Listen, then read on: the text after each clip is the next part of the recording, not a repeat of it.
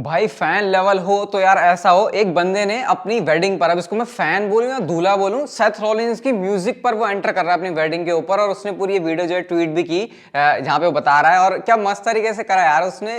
ये बताता है कि WWE लोगों के सच में दिलों में बसी हुई है, उसके लिए कितना स्पेशल मूवमेंट होगा शादी वाला, और उस टाइम पर वो सेथ रॉलिंस की एंट्रेंस पर आ रहा है। आप इमेजिन ही कर सकते हो किस लेवल का वो फैन होगा। इवन सेथ रॉलिंस ने इसके ऊपर रिएक्ट भी किया। यहाँ पर सेथ रॉलिंस लिख रहे हैं, really feel like main eventing WrestleMania this year, मतलब कि सेथ रॉलिंस भी काफी गद हो गए ऐसे अंदर से। अब तुम बताओ, तुम हो इस लेवल के फैन, कर सकते हो ऐसा? Okay, hello chatters, my name is Rohit and you are watching wrestle chatter. Welcome है गाइस आपको वॉइस ऑफ रेसलिंग के एक और नए एपिसोड में। और स्टार्ट करते हैं सबसे पहले हम लोग एक ऐसी चीज के बारे में जो कि थोड़ा सा खुश कर सकती है आपको, और जॉन सीना से रिलेटेड है। जॉन सीना भी जब स्मैकडाउन के एपिसोड पर आए थे ना, तो स्पेशली ऑस्टिन थेरी ने एक लाइव इवेंट को मिस किया था, जो कि कहीं तो था भाई, इस सिटी में भूल गया। उसके बाद वो टेम्पा पर आते हैं ताकि वो जॉन सीना के साथ एक चीज शूट कर सके। अब एग्जैक्टली ये तो नहीं पता कि ये चीज किस लिए शूट की गई है, क्या इसको करवाने का ओरिजिनल पर्पस था, लेकिन या तो ये WWE के गेम से रिलेटेड हो सकता है, या हो सकता है किसी एक वीडियो पैकेज के लिए हो, या फिर हो सकता है Austin theory and John Cena की फ्यूड WWE को करवानी हो।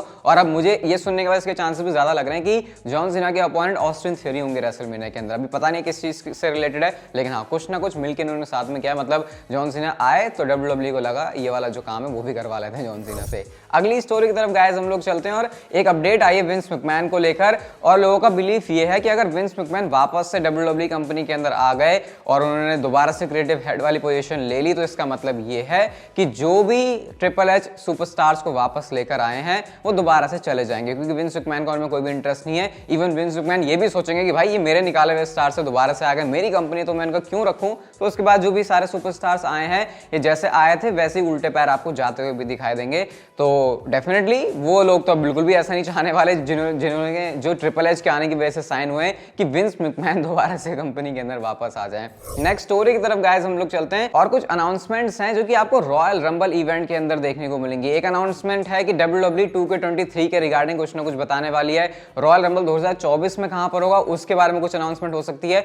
तीसरी अनाउंसमेंट कौन सी है उसके बारे में भी कुछ भी कंफर्म नहीं है, लेकिन रॉयल रंबल इवेंट काफी इवेंटफुल होने वाला है, इस बात में कोई भी शक नहीं है। अपने आप में जो रंबल मैचेस हैं वो तो अलग ही बना रहे, रिटर्न्स के लिए हम लोग एक्साइटेड हैं, और कुछ बड़ी बड़ी चीजें WWE ने इस वाले शो के लिए प्लान भी किए। आई थिंक इसलिए भी क्योंकि WWE को पता है बहुत सारी आई बॉल्स जो है इस वाले शो पर होंगी, तो क्यों ना सारे जो अनाउंसमेंट है फिर जो धमाके हैं इस वाले शो पर कर देते हैं, इससे WWE को बहुत ज्यादा बेनिफिट हो सकता है। हम चलते हैं गाइस अपनी अगली स्टोरी की तरफ, और रोमन रेंस के कजिन जेकब फार्टू ये भी आपको बहुत जल्दी WWE में देखने को मिल सकते हैं। अभी ये फिलहाल ये MLW के अंदर काम कर रहे हैं, एक रेसलिंग प्रमोशन के अंदर काम कर रहे हैं। ये कजिन है, इनको जो है ट्रेन किया हुआ रिकिशी ने, तो इनका जो फैमिली ट्री है आपको पता है कैसे चलता है। तो आगे जाके अगर ये ब्लड लाइन को और ज्यादा इसको बढ़ाने का प्लान है, तो फिर ये आपको देखने को मिल सकते हैं WWE के अंदर। फिलहाल ऐसे अभी कोई डील साइन नहीं हुई है, लेकिन जैसे इनिशियल बातें बुकर टी डेफिनेटली ऐसा मानते हैं कि एक बिग स्प्लैश हो सकते हैं वो, अगर वो ब्लड लाइन के साथ आ जाएंगे।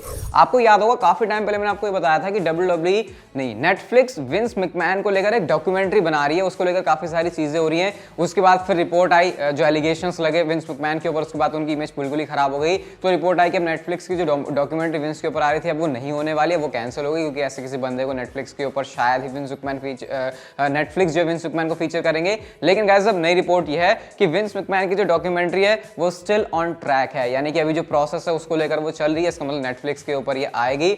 मैं वैसे ज़्यादा मूवीज़ ये सब नहीं देखता हूँ, अभी रिसेंटली भुवन बाम की ताज़ा खबर मैंने देख ली थी, वैसे बहुत रेयरली देखता हूँ, अपने यूट्यूब पर है तो फिर तो देखनी बनती है। लेकिन हाँ, ये मैं डेफिनेटली ज़रूर देखूंगा, क्योंकि विंस मैकमैन की है भाई, पता नहीं क्या क्या कांड होंगे उसके अंदर, और नेटफ्लिक्स के ऊपर आ रही है तो प्रोडक्शन सब कुछ काफ़ी अच्छा होगा, तो मज़ा आएगा इसको देखने में। वैसे मैं तो पर्सनली चाहता हूँ कि ये आनी चाहिए। हम चलते हैं गाइस अपनी अगली स्टोरी की तरफ, और भाई साहब गदर मतलब भयंकर तरीके से रोमन रेंस और केविन ओवेंस के जो मैच के ऑड्स हैं ना जीतने के, उसमें रोमन रेंस आगे हैं।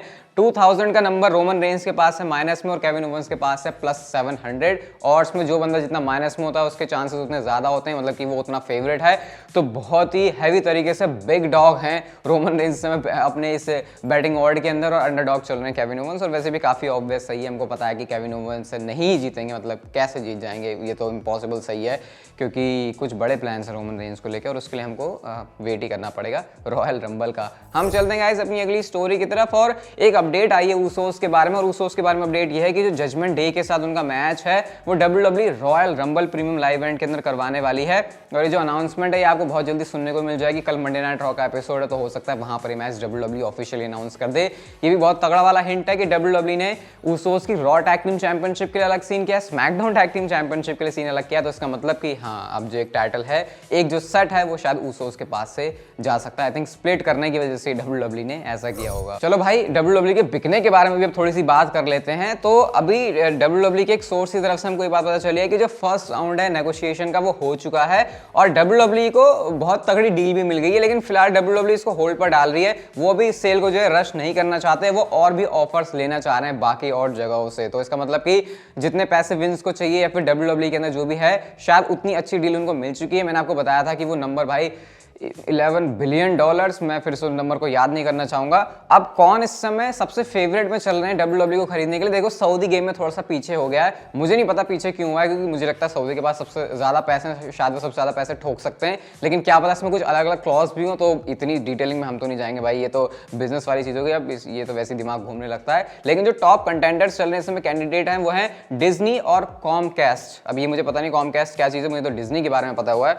तो ये कुछ चीज़ इस समय WWE कंपनी को बिकने को लेकर चल रहा है। अब ये प्रोसेस मुझे लगता है 2-3 महीने के अंदर होगी अभी, क्योंकि केस भी हुआ है विंस के ऊपर। तो जब बिकने वाली बारी आएगी तो हो सकता है कि कुछ और इसमें कुछ भसड़ हो, तो पता नहीं, देखते हैं क्या होता है। लेकिन सही जगह जाए भाई, और विंस मैकमैन क्रिएटिव में ना है, ट्रिपल एच में, तो मेरे ख्याल से WWE की गाड़ी स्मूथ चली जाएगी।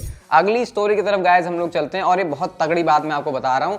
बहुत टाइम से मैं आपसे ये कह रहा हूँ कि बहुत टाइम से मैं आपसे कह रहा हूँ कि WWE कंपनी रोमन रेंस के पास एक चैंपियनशिप ले सकती है, उनको एक टाइटल से दूर कर दिया जाएगा। और इसके पीछे स्टोरी लाइन एंगल ये है कि जो ब्लड लाइन के बंदे हैं उन्होंने आतंक मचा दिया और पनिशमेंट रोमन रेंस को मिल जाएगी। एडम पियर्स एक चैंपियनशिप उनसे ले लेंगे। अब रिपोर्ट क्या है?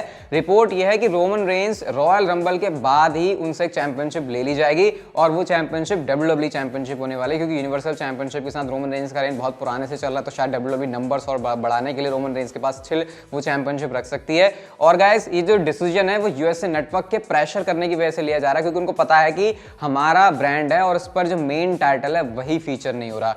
अभी इसके बारे में और चीज मैं आपको बताता हूं। इंटरेस्टिंग बात मैंने आपको ये बताई थी चैनल के ऊपर कि एलिमिनेशन चेंबर के अंदर रोमन रेंस और सैमी ज़ेन का मैच होगा। अब गाइस, इसमें एक बहुत बड़ा ट्विस्ट है, और ट्विस्ट ये है कि जैसे ही रोमन रेंस के पास से एक चैंपियनशिप जाएगी, जो कि WWE चैंपियनशिप होने वाले इसके चांसेस हैं, तो immediately WWE Roman Reigns and Sami Zayn की जो फ्यूड है उसको शुरू कर देगी, और एलिमिनेशन चेंबर के अंदर फिर ये दोनों सुपरस्टार कंपीट करेंगे। चांसेस ऐसे बताए जा रहे हैं कि रॉयल रंबल के बाद का जो मंडे नाइट रॉ का एपिसोड होने वाला है, उसी शो के ऊपर रोमन रेंस के पास से चैंपियनशिप ले ली जाएगी। अभी देखो, फिलहाल कहीं से भी दूर दूर तक स्टोरी लाइन के ऊपर हमको ऐसा कहीं से भी नहीं दिख रहा कि एक चैंपियनशिप ली भी जाएगी रोमन रेंस से। सिर्फ हिंट ये है कि क्योंकि एडम पियर्स के अगेंस्ट जा रहे हैं ब्लड लाइन के सारे बंदे, तो ये पनिशमेंट उनको मिलेगी कि भाई तुम्हारा नेता जो है, बॉस जो है रोमन रेंस है, वही ऐसे सारे बातें कर रहा है, इसलिए हम उससे ही चैंपियनशिप ले लेंगे। लेकिन हाँ, अगर ये स्टोरी पूरी तरीके से फॉल्स हो जाए तो मैं भी सरप्राइज होऊंगा ये देख के, क्योंकि अलग अलग सोर्सेज, इवन जो काफी रिलायबल सोर्सेज हैं, वहां की तरफ से भी हमको ये बात पता चल रही है कि रोमन रेंस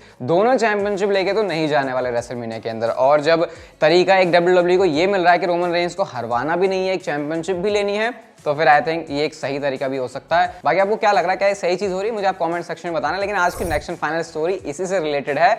और अब चलो, एक चैंपियनशिप छिन जाएगी रोमन रेंस से, सैमी ज़ेन से भी वो बाहर होगी चैंपियनशिप। ऐसा भी नहीं कि सैमी ज़ेन जीत रहे, तो फिर WWE चैंपियनशिप के लिए रेसलमेनिया के अंदर मैच कौन सा होगा? तो गाइस, वीडियो के स्टार्ट में मैंने आपको बताया था, वो फैन कह रहा है कि सेथ रॉलिंस मेन इवेंट करेगा। सेथ रॉलिंस ने कहा था कि मेन इवेंट वाली फील है। तो guys, Cody Rhodes and Seth Rollins का वो मैच है जहां पे WWE championship on the line होगी रेसलमेनिया के अंदर, और ये आपको रेसलमेनिया की नाइट 1 के अंदर देखने को मिलेगा। फिलहाल ये प्लान चल रहा है इस समय WWE के इन सारी चीजों को लेके। मतलब अभी क्योंकि स्टोरी लाइन के हिसाब से या फिर टेलीविजन के ऊपर ऐसी कोई चीज नहीं दिख रही है, ना कोडी वापस आए हैं, सेथ रॉलिंस भी अपना इंजरी वाला स्टेटस फेक वगैरह करते ही रहते हैं, रोमन रेंस के पास दोनों चैंपियनशिप है, तो सोच के अजीब लग रहा है कि इतना सब कैसे होगा। बट प्लान्स के अकॉर्डिंग ऐसा कुछ WWE कर रही है। देखते हैं इनमें से कितनी बातें जो है सच साबित होती है। इसके बारे में आगे बात करने में काफी मजा आएगा। लेकिन आज की जो वीडियो थी ये देखी थी, अच्छी लगी तो like share subscribe notification bell को ऑन कर दो, and see you guys in my next video.